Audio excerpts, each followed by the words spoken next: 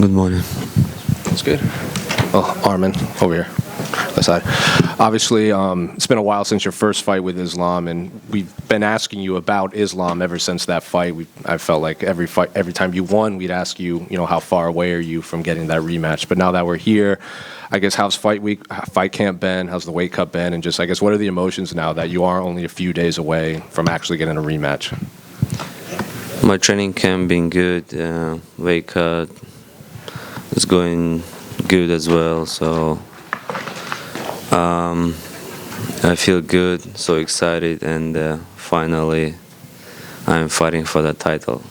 How has it been this fight week in general? Because, LA has a big Armenian population, and, people were saying, oh, there might be a lot of Russians, maybe some Dagestan fans will show up, and then people were also remembering there's going to be a huge fan base for you. So I guess, how's the reception been for you here in Los Angeles, just all fight week? It's like I'm fighting at my hometown, almost same. I feel like this show they did it for me, for my fan, and I know like a lot of Armenian people coming to watch my fight. And, you've said, Islam is probably one of the best pound for pounds. John Jones might be number one, but Islam is right there as well. So I guess, what have you made of Islam's last few fights? Because even Islam said his last fight against Dustin, he knows he made mistakes and he knows what he has to do to correct them. So I guess when you watched that fight, were you seeing mistakes that Islam was making too? And just what do you make of his skill set as a whole recently? Of course, everybody has a mistake.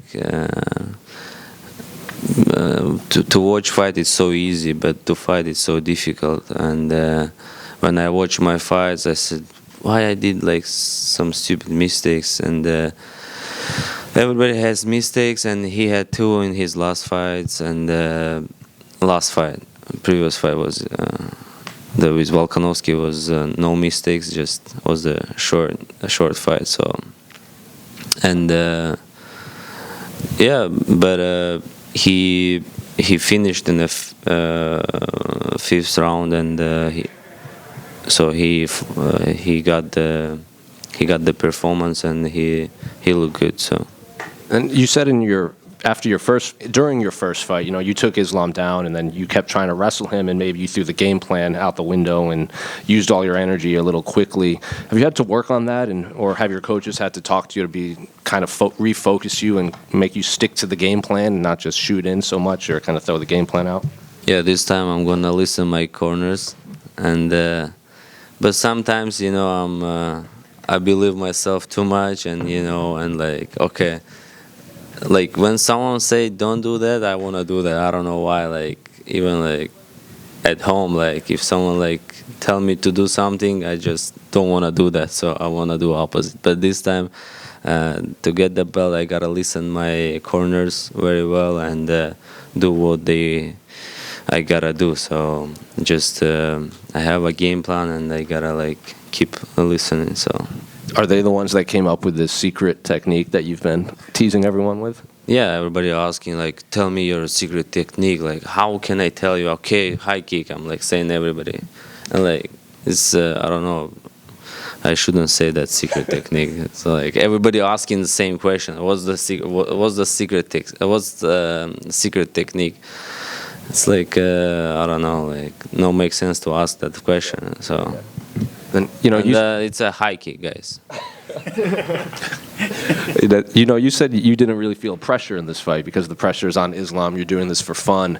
But then, you've also been talking about you envision your life as a champion, and then after this, it'll be the big money fights. This is for legacy. So is this still just for fun, or are you envisioning life winning the belts? And does this fight mean even more to you, and you do feel a little pressure at all? No, I don't feel pressure. I just... I'm doing for fun, but like I have a goal to be a champion. I said like I started doing this for fun, like, and then I became a professional fighter, UFC fighter, and now I'm just 28 years old, and I have like 7 years to build my name very big, make a lot of money, defend as much as possible, and like to be number one in this game. And obviously, winning a world title is everything you want.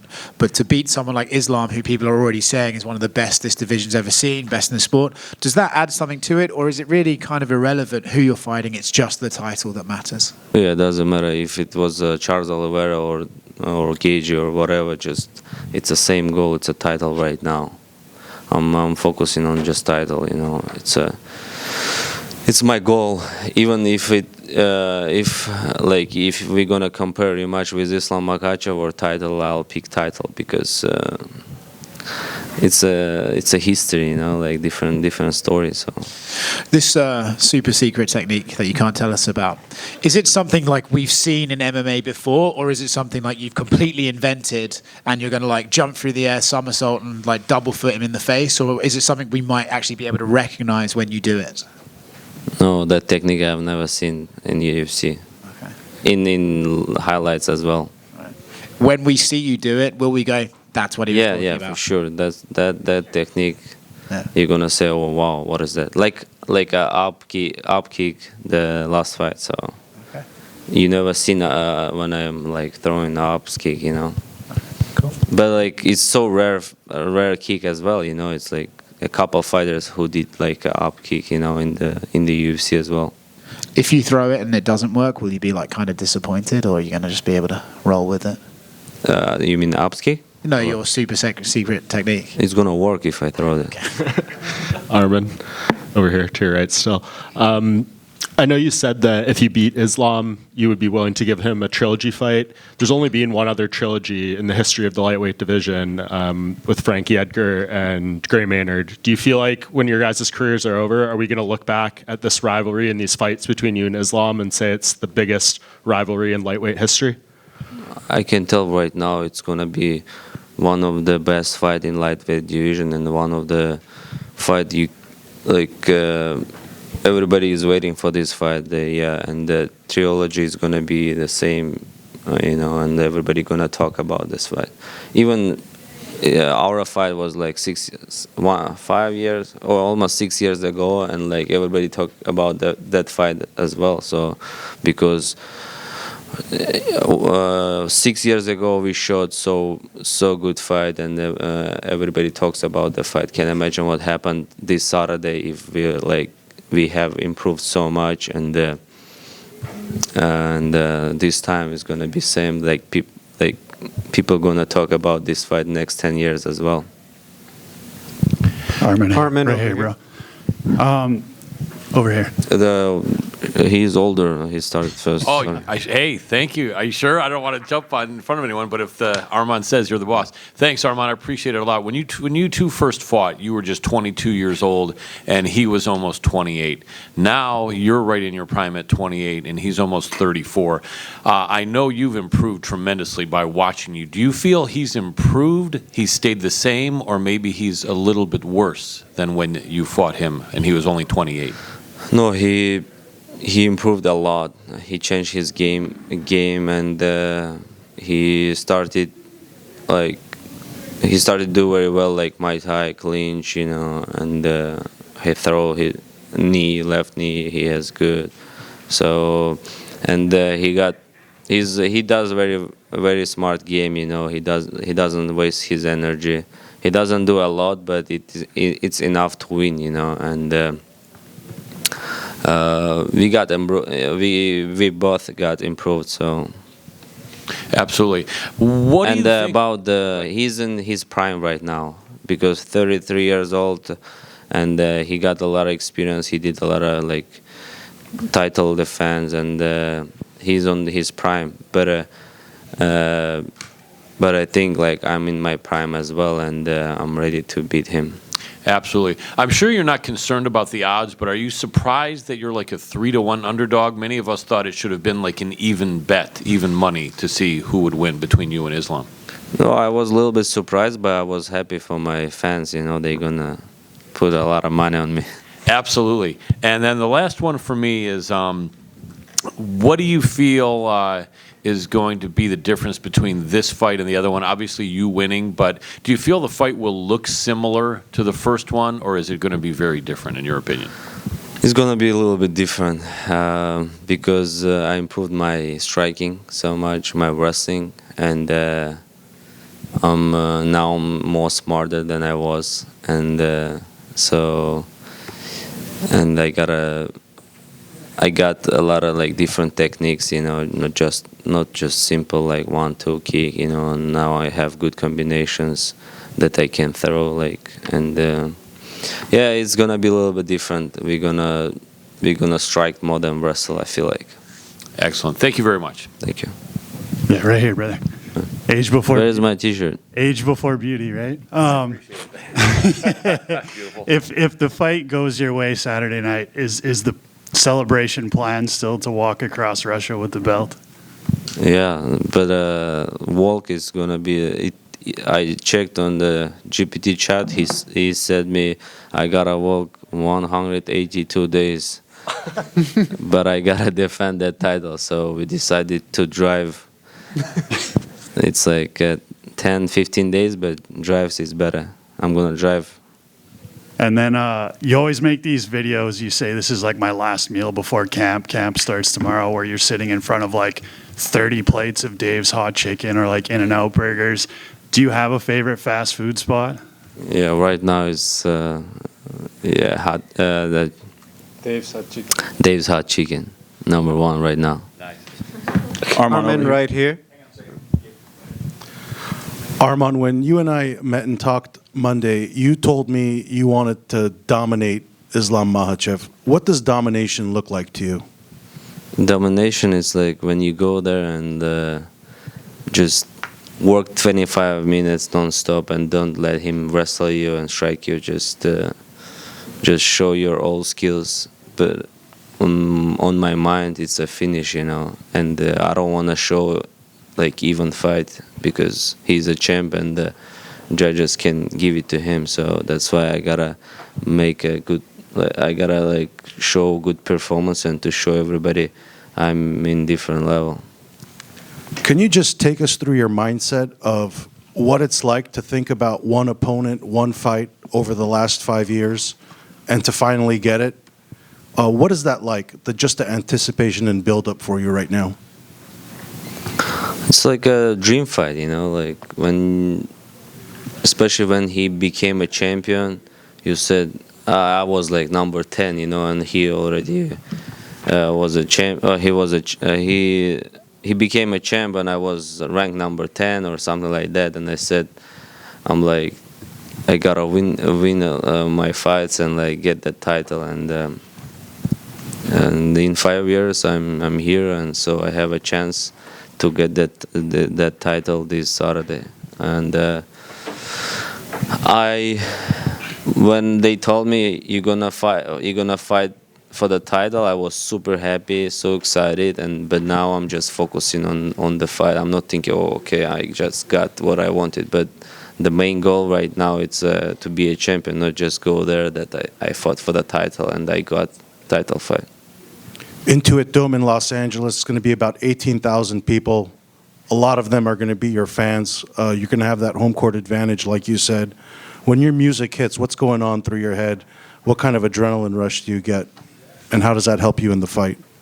Yeah, it's when I listen my music. I try never listen the music during the fight camp or like off season. I just want to listen just one time fight day, and when I listen to the music, it gives me a lot of motivation, and it drives me like crazy, and I'm ready to fight, you know, with anybody. I'm sure a lot of the fans are going to want to hug you and not throw the middle finger at you this time, so it should be a easier walk out into the cage. But last one from me.